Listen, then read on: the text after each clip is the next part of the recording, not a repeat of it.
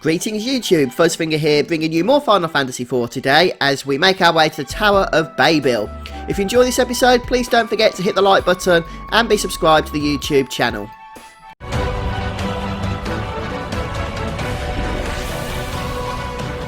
Now, unfortunately, it is a bit of a trek to the Tower of Babil, and we can't actually reach it from this exit of the castle because the mountains are in our way and it's over to the west hand side.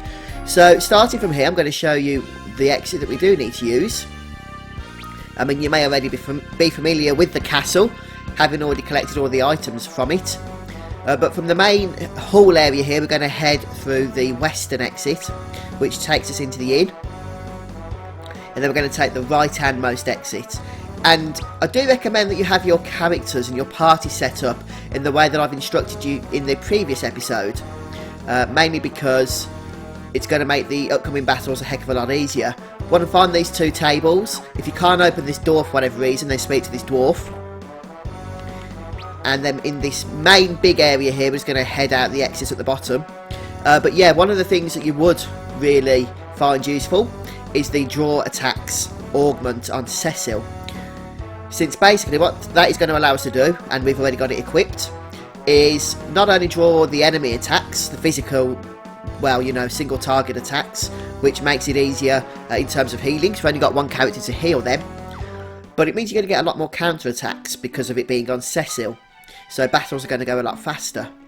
Anyway, this is the exit that will allow us to reach the Tower of Babil itself, and there's going to be a lot of enemies, so I'm going to get there and then show you where it is on the map, so you won't have to watch everything that I do.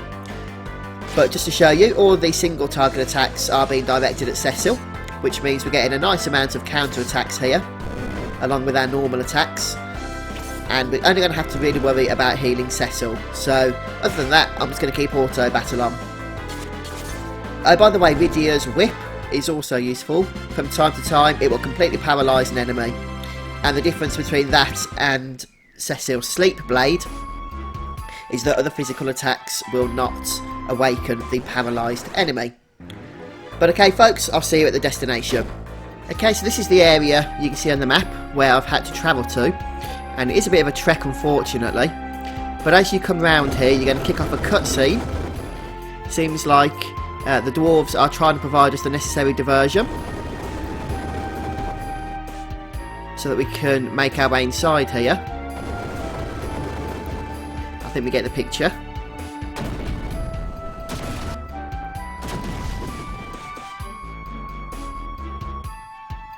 So one thing I would recommend, because of the trek we've just made in getting here, is just throw a tent onto your party so that we can go into the dungeon with full health and MP and what have you.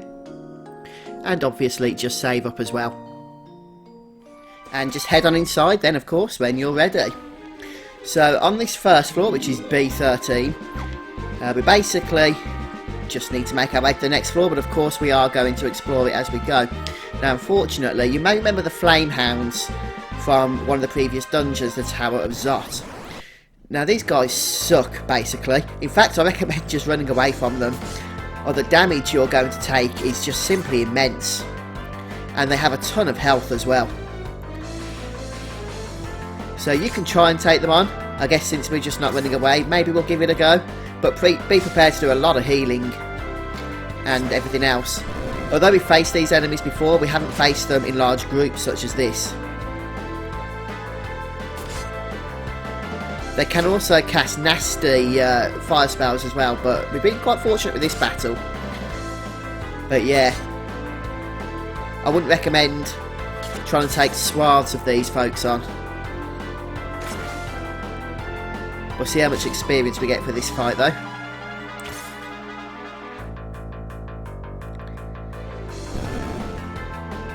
What killed that one then? I actually missed that, I wasn't watching.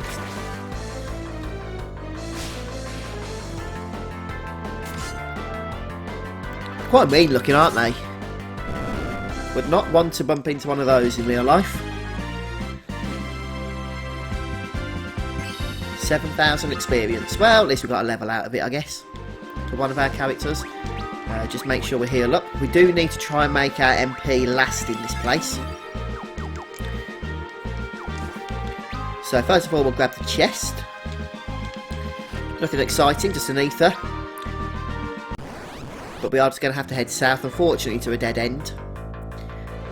But as far as the map exploration goes, it's just as much required as the areas that do have chests. So now we'll just go over to the western side. It was interesting with that single flame hound. It almost did as much damage. In fact, I had to do a lot more healing than when we just fought the 3 on film as well. So just really do want to watch those. They are nasty. They have a nasty ability called Scorch, you see, which does about 700 points of fire damage to the entire team, the entire party. But anyway, the goblins, I can deal with those. They're relatively easy to dispatch. And we're getting some nice levels lately. I think the men in the party have all been boosted up to the 40s now. Well, at least Yang and Cecil have. Kane's on the way. And the ladies are a little bit further behind, but they are catching up. We won't be going through the exit just yet, for obvious reasons. Oh, the joys. Let's try and escape this one. Here comes that pretty mean Scorch. If we get 3 of those, we're in trouble. Fortunately, we did get out in time. At the cost of 318 gil, but also being able to keep our lives. That is a price that I am willing to pay. Hence the reason I've told you that you need to make the most of your MP in this place. Lots of healing to do. Unfortunately, on the next level, there are other enemies. Although the flame hounds themselves can still spawn, they are interspersed more frequently. So we've almost finished exploring here. Looks like we just missed a corner in the central section. So we'll take care of that. And our reward for exploring this is 5 Antarctic winds. Could come in useful. Dealing ice damage, of course.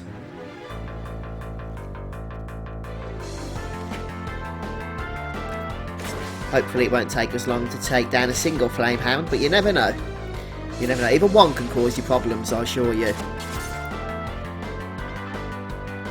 Oh, I see what killed that enemy earlier on when I couldn't quite tell. It was Bio.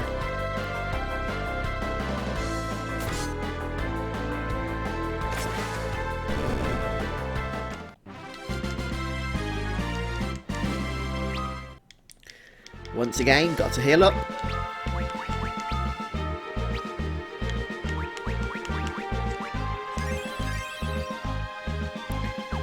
There we go.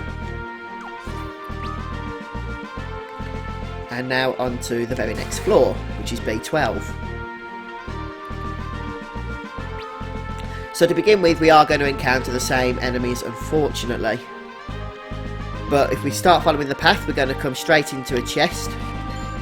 And it contains a piece of armour, which is going to be useful for Yang.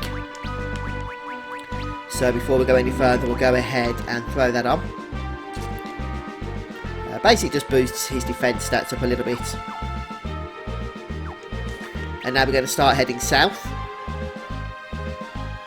And we're just going to head over to the west to begin with. There's only a dead end, but I want to make sure we get it for the map exploration. And then there's a door down south, which is going to take us into a secret room. Well, not really secret, but just a room that's kind of by itself and doesn't lead anywhere else. Paralysed, that's what I want to see more of, since it doesn't break from the other characters' attacks.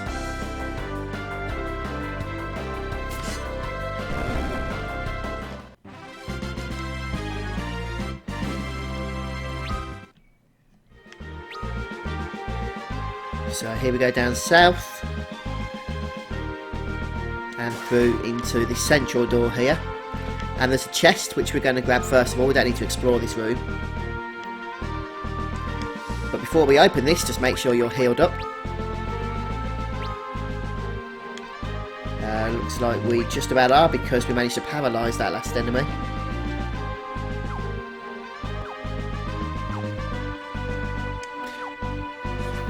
So, this is actually an enemy ambush. which can be either a very tricky encounter or not a so much tricky encounter. Basically, if you attack this guy, then it summons a tough enemy and also adds some hard attacks to its repertoire, which you want to avoid. The best thing to do is to kill this thing in one hit, so that it doesn't summon the hard enemy and it doesn't have any hard attacks of its own.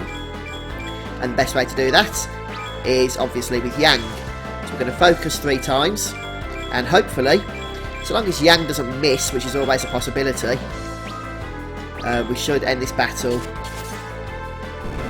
very simply. A very annoying battle made very easy. That's what we like to see.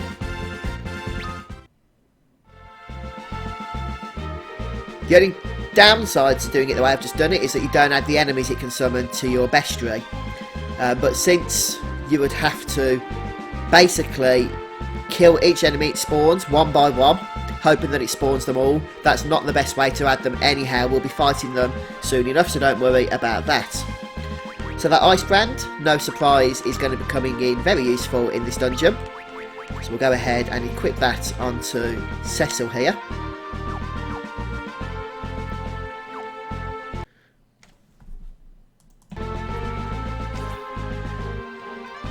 And that's going to help us a heck of a lot, so make sure you don't forget to do that.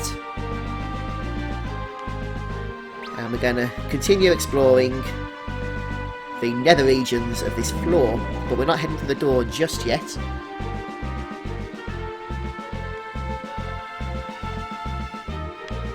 We want to make sure that we do explore everything. And let's just test out this nice ice brand weapon. Look at that damage. Cecil was doing about 600 I think before, wasn't he? Maybe 700. So it does make a big difference. Can't keep up with Yang yet though. His physical damage is just extreme, isn't it? And for exploring the map, we get 3 Arctic winds.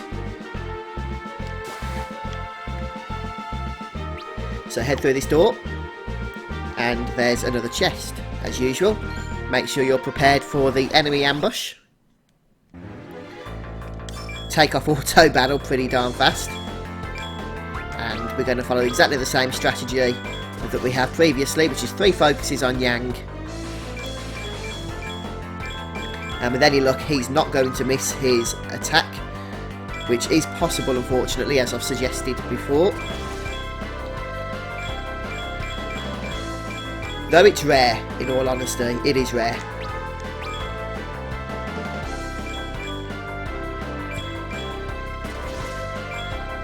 And then after his 3 focuses, we can do the biz. Oh, look at that. Unfortunately though, even when it misses, it doesn't actually interfere with anything. You just have to do it all again. So another 3 focuses and attack. No miss this time, fortunately.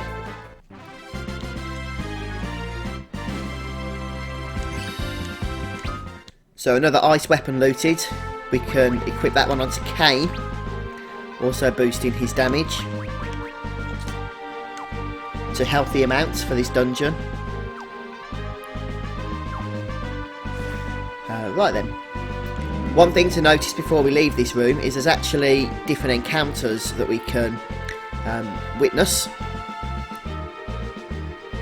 and this is one of the few places in the game where the Chimera enemy can be encountered, and it's not even a rare encounter either, so it might be worth trying to get it while we're here.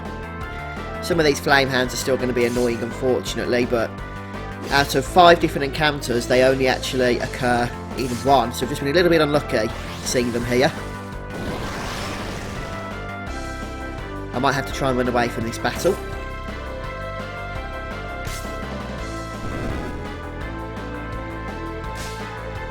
Or maybe not.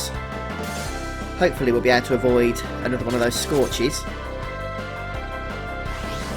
Ah, okay.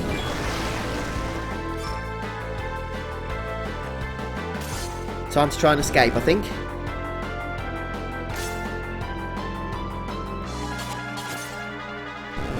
Phew, that could turn out very nasty very quickly. I was thinking, please not another scorch, that'd be game over. So yeah, need to get everyone healed up. Now unfortunately the Chimera does absorb pretty much most of your attacks. However, there is a way to take care of it. I didn't take auto battle off in time, unfortunately. So hopefully we'll be able to keep... Oops, a daisy. Pressed the wrong button then. Meant to press skip turn to go to the next person. But we need to use what's-her-face Rydia to kill this thing. And so long as Rydia doesn't die, I'm going to show exactly how we do that. So let's just throw a high potion onto Rydia before we go any further here. And then with Rydia... Ah, I pressed the wrong button. It's just not going right for me today, I tell you. I don't know what it is with the controls in this game. They don't always respond as you want them to. So I want to use the dragon summon ability. And this should, theoretically, one-shot this enemy. At least I hope it does, otherwise we could be in a bit of trouble. The other encounters that you might find here and want to add to your bestiary are the Flame Knight, which you've just seen, which spawn with the Flame Hounds. The Marionettes and Evil Dolls can spawn together, and 3 White Moose is a possible enemy encounter which you won't have seen before either. So I'm going to hunt those down and be right back with you. Right, so I found everything except the White Moose, but they do actually spawn on the upcoming floors as well, so I'm not going to worry about that too much. What I am going to do is head to the next area now. Right, there's a new enemy spawn here known as the Mystery Egg, and they can spawn into other enemies, although those enemies don't get added to your bestiary, so just bear that in mind. See if I can show you them here. Okay, this isn't one. But something I didn't think of actually, casting Dragon on that last enemy encounter, the Chimera, is some of these Flame Hounds, well, all of them in fact, are susceptible to ice, so maybe casting Shiva is a good way of dispatching them quickly. The only downside is it does use quite a lot of MP, and Rydia does need to store her MP, I guess, although what else is she going to use it for really? Looked like we were stuck on something there, but I can't quite see what. Anyway, we're going to start by going east. I want to get the exploring done before anything else. So we're going to start by going east when the path has branched into 2, since there's a couple of chests we can grab, or at least one chest. Maybe 2, I can't remember. Just 1 in fact. The good news is those Flame Hounds don't actually spawn on this level, so that's something to be happy about. Just make sure when you grab that chest you do go to the bottom of it just to make sure you've explored. And then we're going to take the southern branch of this path. There's a lot of goblins here after our blood, isn't there? So where was I before I was so rudely interrupted? Oh yes, heading south, that's where. We're going to head into this room now. It will actually take us to the next floor, but only a temporary section of it, because there's a chest, or maybe 2 chests that we can grab. So these are the White Mooses that I was talking about. I didn't find these previously. We can actually just hit these with Shiva and take care of them quite quickly, so I'll take auto battle off. Since I'm not sure if I've shown the Shiva summon yet, here it is. It's a bit of a tongue twister that is, isn't it? Shiva summon. Try saying that 10 times quickly.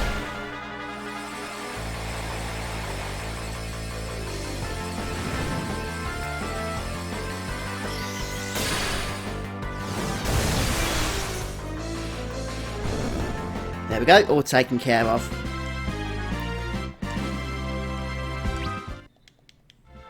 $1,300 experience for that. That's pants really, isn't it? Let's get some more healing action going here. Rose is starting to look a little bit low on MP there, so might have to be concerned about using ethers shortly. So we get the killer bow item. And can't tell you what that is. Oh, here's the mystery egg. So you just need to attack these. They'll absorb all your attacks until spawning into an enemy.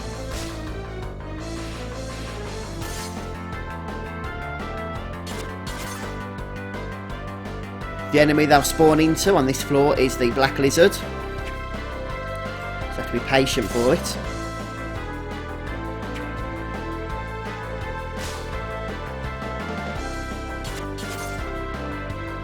Any time today. There we go. One of our favourite enemies that likes to paralyse us. Because hey, why not? But not today.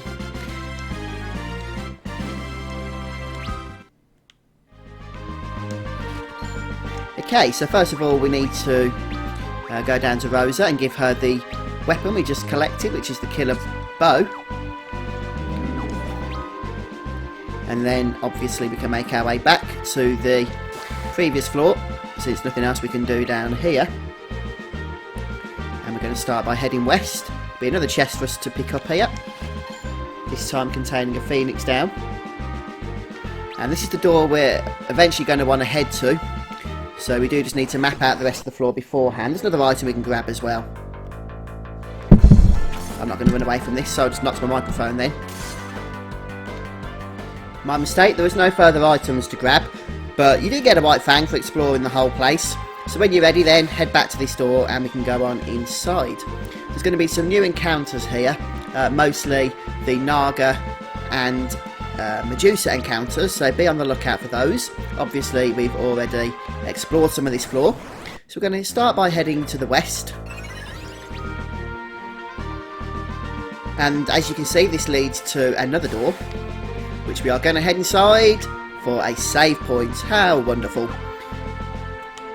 Isn't that a lovely sight to behold? Okay folks, so I'm going to finish things off here. Now, depending on how much of a beating your party's taken, you might want to use a tent again, which I'm probably going to do because of the low MP value of Rosa, our healer. And because of that, you might want to do some more grinding just to max out the MP that you're going to be gaining back from using a tent. But I'm sure you folks know what you're doing with that. You can make up your own mind. I'm going to call the episode here. So thanks for joining me, and come back next time as we continue with the Tower of Babil. Pretty fun dungeon, some challenging encounters, but we're slugging our way through, aren't we? Alright folks, see you soon. Bye for now.